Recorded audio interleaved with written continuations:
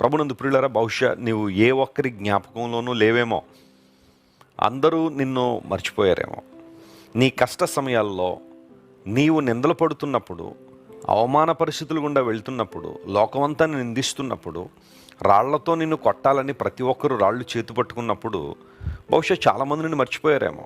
ఈ సమయంలో గనక వారిని మనం కలిస్తే వారి బాధల్లో మనం కూడా పాలుపంపులు పొందాల్సి వస్తుందేమోనని చాలామంది గతించిపోయారేమో.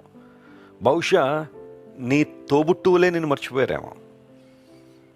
నీ అక్క, నీ అన్న, నీ తమ్ముడు, నీ సహోదరి, నీ బంధువులు నిన్ను మర్చిపోయి చాలా కాలం అయిందేమో.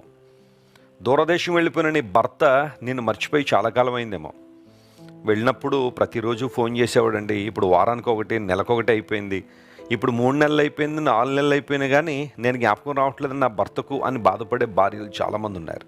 బహుశా తను మరొకరి ఆధీనంలోకి వెళ్ళిపోయి నేను మర్చిపోయి ఉండొచ్చేమో. ప్రపంచంలో ఇలాంటి సంఘటనలు చాలా జరుగుతున్నాయి. మనుషులు మర్చిపోతారు అనడంలో పెద్ద ఆశ్చర్యం ఏమీ లేదు. దేవుడు నోవహుని జ్ఞాపకం చేసుకున్నాడు. నోవహు యొక్క భక్తిని జ్ఞాపకం చేసుకున్నాడు. నోవహుతో దేవుడు నిబంధన చేసి నేను కాపాడుతాను, రక్షిస్తాను అని వాగ్దానం చేసిన దేవుడు వాగ్దానం నిలబెట్టుకున్నాడు. జలప్రళయం, ఆ నీరు గతించిపోతున్నప్పుడు దేవుడు నోవహుని జ్ఞాపకం చేసుకుని బయటికి తీసుకొచ్చాడు. ప్రభునందు ప్రియులారా, నీ దేవుడు నిన్ను జ్ఞాపకం చేసుకునేవాడు.